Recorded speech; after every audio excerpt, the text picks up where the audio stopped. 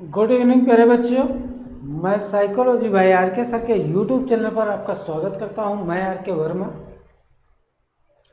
हम लोग जो है पिछली वीडियो में जो है पढ़ा मनोविज्ञान यानी साइकोलॉजी पढ़ा, और साइकोलॉजी से संबंधित जितने प्रश्न बन सकते हैं, जो थ्योरी महत्वपूर्ण है, उनकी यहाँ पर हम लोगों ने चर्चा कर ली थी। एक बार फिर से हम रिपीट कर देते हैं बेसिक, लेकिन फिर भी अगर जो आप लोगों ने हमारी पिछली वीडियो नहीं देखा है तो जो है उसको पहले एक बार जो है पिछली वीडियो देख लें और फिर आप ये वीडियो देखें, तो इसलिए आपको जो है बेहतर समझ में आएगा। क्योंकि जब बेहतर समझ में आएगा तभी जो है आपका जो है ध्यान अस्थायी हो सकता है, ज्ञान को जो है लंबे समय तक उसको जोड़ा जा सकता है। क्योंकि जब तक अधूरा ज्ञान रहेगा तब तक जो है आपके समझ में नहीं आएगा। इसलिए आप नहीं देखे हैं तो पिछली वीडियो हमारी एक बार जा करके हमारे यूट्यूब चैनल पर जा करके ज़रूर देख लें। इतनी बात समझ में आई। फिर इसके बाद हम जो है यहाँ तथ्यों की चर्चा करने से पहले उस वीडियो का जो है कुछ पार्ट हम लोग जो है पढ़ लेते हैं। जैसे मैंने बताया था कि इस मनोविज्ञान को अंग्रेजी में क्या कहते हैं, तो आपने बताया कि साइकोलॉजी कहते हैं। मैंने कहा इस साइकोलॉजी की उत्पत्ति किस भाषा से हुई, तो आपने बताया कि साइकोलॉजी शब्द की उत्पत्ति यूनानी या ग्रीक भाषा के दो शब्द साइकी और लोगस से हुई। मैंने ये भी बताया था ये जो साइकी और लोगस है, इसका विभाजन किस मनोवैज्ञानिक ने किया, तो इसका विभाजन एक मनोवैज्ञानिक गैरिट है, उन्होंने जो है इसका विभाजन किया। साइकी का अलग अर्थ होता है और लोगस का अलग अर्थ मैंने बताया। जहाँ साइकी का अर्थ होता है आत्मा और लोगस का अर्थ होता है अध्ययन करना। इतनी बात हम लोगों ने पढ़ लिया था। मैंने जो है इसमें जो है विचारक भी बताए थे, काल भी बताए थे। जैसे प्राचीन काल के कौन कौन से विचारक थे, मध्यकाल के कौन कौन से विचारक थे, आधुनिक काल के कौन कौन से विचारक थे, और वर्तमान काल के कौन कौन से विचारक हैं। इसी के क्रम में अब हम जो है नेक्स्ट महत्वपूर्ण जो है एग्जाम क्रैक पे जो है चर्चा करते हैं और देखते हैं कि जो है कहाँ से आपके प्रश्न बनते हैं। देखिए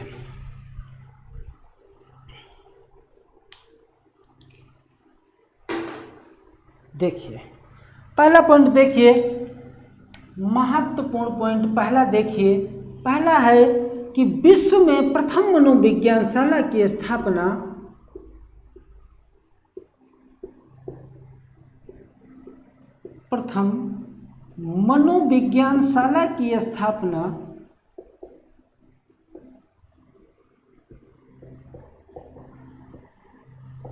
बताइए। पिछली वीडियो अगर जो पढ़े होंगे तो ये बता देंगे। विश्व में प्रथम मनोविज्ञानशाला की स्थापना विलियम वुंट के द्वारा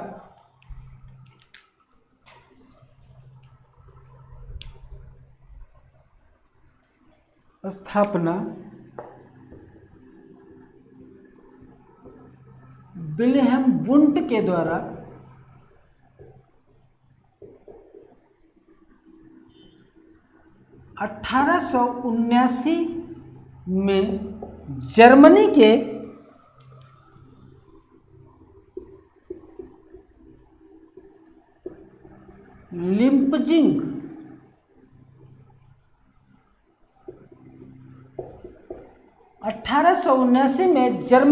लिप्जिंग शहर में स्थापित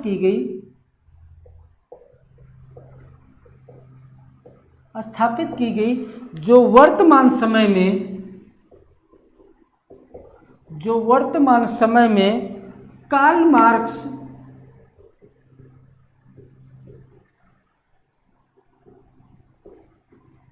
मार्क्स विश्वविद्यालय के नाम से सुविख्यात है।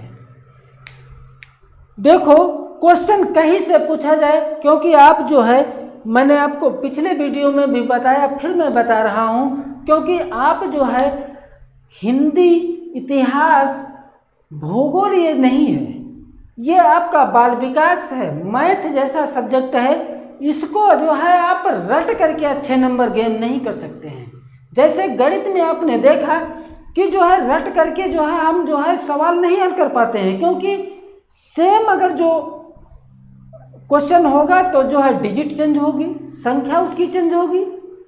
ऐसे ही इसको जो है आप रट करके अच्छे नंबर नहीं गेन कर सकते हैं, लेकिन आप समझ करके जो है इसको बेहतर से बेहतर आप जो है 30 में से 28, 29, 30 भी जो है प्रश्न कर सकते हैं। इसलिए मेरे साथ आप जो है लगे रहिए, जुड़े रहिए, मैं निश्चित तौर पे आपको जो है सफलता दिलाऊंगा। देखिए, विश्व में प्रथम मनोविज्ञानशाला की स्थापना विल्हेम वुंट के द्वारा 1879 में जर्मनी के लिम्पजिंग शहर में स्थापित की गई, जो वर्तमान समय में कार्ल मार्क्स विश्वविद्यालय के नाम से विख्यात है।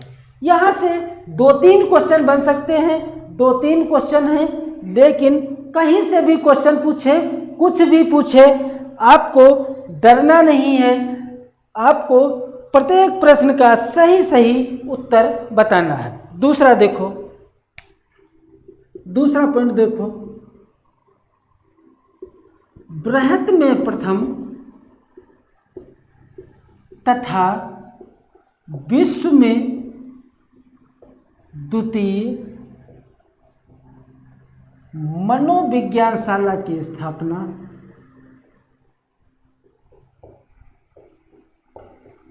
विश्व में द्वितीय और बृहत में प्रथम मनोविज्ञानशाला की स्थापना 1894 में जॉन ड्यूबी के द्वारा शिकागो में स्थापित की गई है।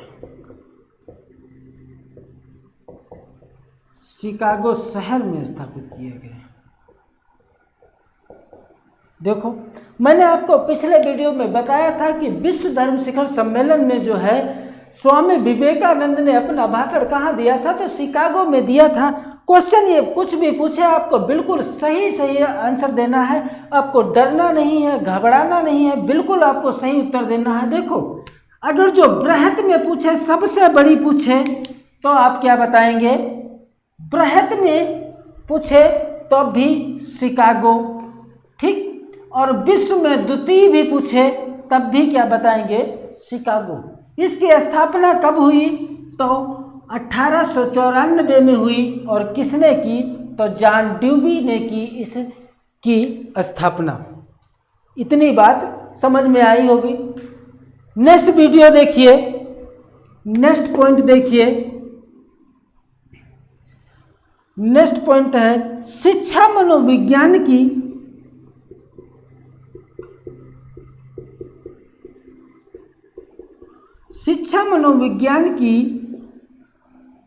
प्रथम प्रयोगशाला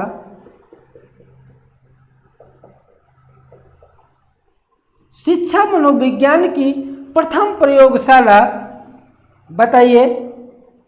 प्रयोगशाला अमेरिका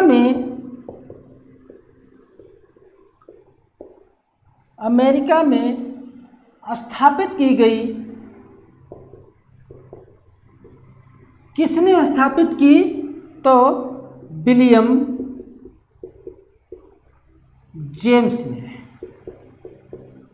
विलियम जेम्स ने जो शिक्षा मनोविज्ञान, देखो ये केवल मनोविज्ञान है और ये कैसी है? शिक्षा मनोविज्ञान की प्रयोगशाला विश्व में प्रथम कहाँ स्थापित की गई? तो अमेरिका में स्थापित की गई। और किसने स्थापित की? तो विलियम जेम्स ने स्थापित की। लेकिन अगर जो पूछा जाए कि कब स्थापित की गई, तो 1890 में स्थापित की गई। इतनी बात समझ में आई। मैंने पढ़ लिया कि विश्व में प्रथम मनोविज्ञानशाला की स्थापना कहाँ हुई, बृहत में प्रथम मनोविज्ञानशाला की स्थापना कहाँ हुई, विश्व में द्वितीय मनोविज्ञानशाला की स्थापना कहाँ हुई, और मैंने ये भी पढ़ लिया कि शिक्षा मनोविज्ञान की प्रथम प्रयोगशाला की स्थापना कहाँ हुई। अब ये आप बताइए, जब यह विश्व में हुआ प्रथम, तो क्या मनोविज्ञान शाला की स्थापना भारत में भी कभी हुई होगी? बताइए, क्योंकि भारत में हुई होगी तभी तो हम लोगों को पढ़ना पड़ रहा है। हम लोगों को पढ़ करके जो है उसी आधार पे बच्चों को पढ़ाना पड़ेगा। तो देखिए, भारत में प्रथम मनोविज्ञान शाला की स्थापना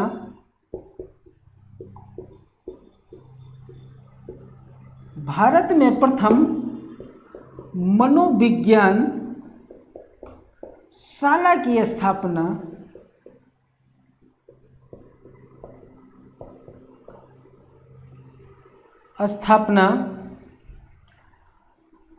1916 में 1916 में डॉक्टर एन सेन गुप्ता द्वारा एन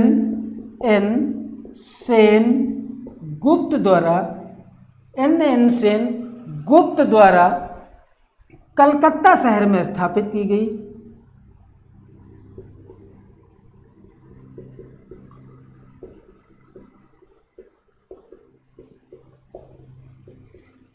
कलकत्ता शहर में स्थापित। देखो, पूछा जाए कि भारत में प्रथम मनोविज्ञान शाला की स्थापना किसने की, तो एन सेन गुप्त ने की। कब की, तो 1916 में की, और जो है कहाँ की, तो कलकत्ता में की। और आप सब लोग जानते हैं कि कलकत्ता कहाँ है, तो कलकत्ता पश्चिम बंगाल में है। ठीक, इतनी बात समझ में आई। और कलकत्ता का एक जो है फेमस चीज़ है हावड़ा ब्रिज। हावड़ा ब्रिज भी जो है कहाँ है, तो कलकत्ता में है। अब ये बताइए, जब भारत में हुई होगी प्रथम मनोविज्ञान शाला की स्थापना हुई 1916 में, तो उत्तर प्रदेश में भी जो है, बिहार में, राजस्थान में, झारखंड में, छत्तीसगढ़ में, हिमाचल प्रदेश में, दिल्ली में, सब कहीं अलग अलग राज्यों में भी हुई होगी। लेकिन हमको खास करके जो है यूपी से संबंधित यहाँ से प्रश्न बन सकता है, जबकि रीट का अलग पॉइंट बनेगा कि रीट राजस्थान में जो है कब इसकी स्थापना हुई। तो पहले हम लोग उत्तर प्रदेश का समझते हैं। देखो, उत्तर प्रदेश में प्रथम मनोविज्ञान शाला की स्थापना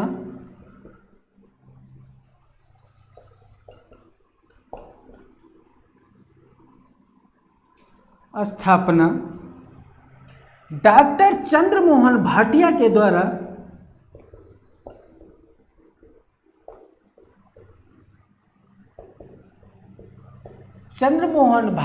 द्वारा आचार्य नारेंद्र देव समिति की सिफारिश पर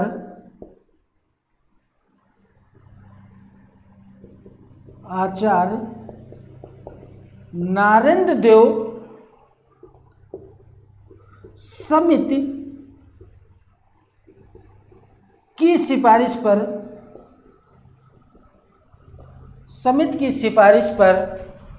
1947 में इलाहाबाद में की गई। ये चंद्रमोहन भाटिया वही हैं जिन्होंने आपने अगर जो डीएलएड किया है या बीएड किया है, तो उस समय जो है ये परीक्षण सिखाए जाते हैं। परीक्षण बताए हम लोगों को क्लास में जाते हैं, वही भाटिया परीक्षण के नाम से ये फेमस हैं। ये वही भाटिया हैं, चंद्रमोहन भाटिया, जिन्होंने 5 प्रकार के परीक्षण बताए हैं। उसमें से 2 इनके परीक्षण हैं और 3 जो है उधार लिए हैं, मतलब दूसरे के परीक्षणों को इन्होंने प्रतिपादित किया है। ये चंद्रमोहन भाटिया है। अगला पॉइंट इसमें देखिए, रोगी केंद्रित चिकित्सा का प्रतिपादन। यहां लिख देते हैं रोगी केंद्रित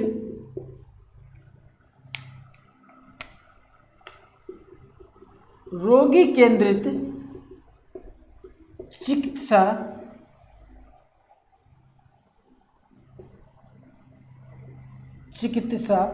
का प्रतिपादन कार्ल रोजर्स ने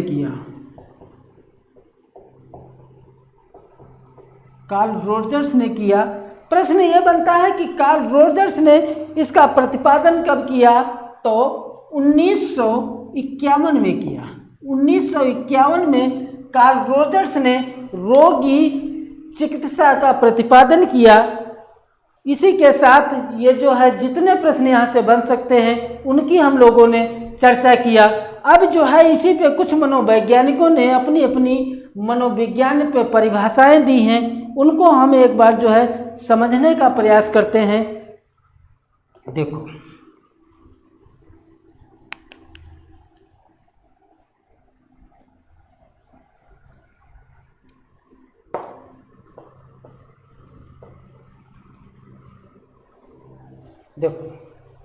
एक मनोवैज्ञानिक हैं क्रो एंड क्रो।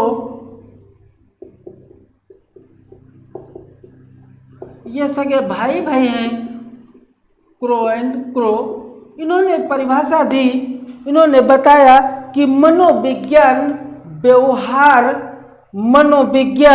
व्यवहार एवं मानव संबंधों का विज्ञान है। मनोविज्ञान व्यवहार एवं मानव संबंधों का विज्ञान है। ये किसकी परिभाषा है? तो क्रो एंड क्रो की है। क्रो एंड क्रो की एक दूसरी भी परिभाषा है। मनोविज्ञान व्यक्ति के जन्म से लेकर वृद्धावस्था तक सीखने, अनुभव का वर्णन तथा व्याख्या करता है। ये भी परिभाषा क्रो एंड क्रो की है। दूसरी परिभाषा वाटसन की है। वाटसन को मैंने बताया अभी, वाटसन को व्यवहारवाद का जनक कहा जाता है। और वाटसन की परिभाषा है कि मनोविज्ञान व्यवहार का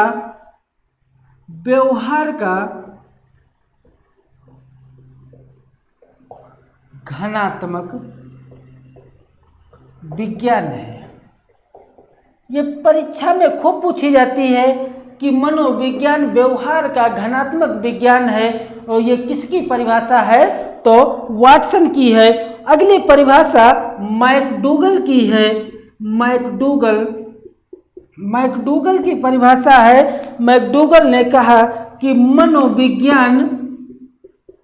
मनोविज्ञान आचरण एवं व्यवहार का विज्ञान है। आचरण एवं व्यवहार का विज्ञान है। और अगली परिभाषा मार्गन की है। मार्गन ने कहा कि मनोविज्ञान मानव एवं पशु का विज्ञान है।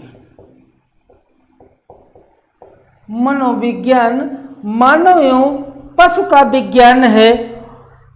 अगली परिभाषा वुडवर्थ की है। वुडवर्थ ने कहा कि वुडवर्थ की है परिभाषा, और वुडवर्थ ने कहा मनोविज्ञान शिक्षा का आधारभूत विज्ञान है। मनोविज्ञान शिक्षा का आधारभूत विज्ञान है। ये इतनी परिभाषा महत्वपूर्ण है जो हमने यहाँ पर चर्चा की है। एक परिभाषा जिम्बार्डो की है। जिम्बार्डो ने कहा कि मनोविज्ञान जीवधारियों के व्यवहार का वैज्ञानिक विज्ञान है। ये किसकी परिभाषा है? तो जिम्बार्डो की है।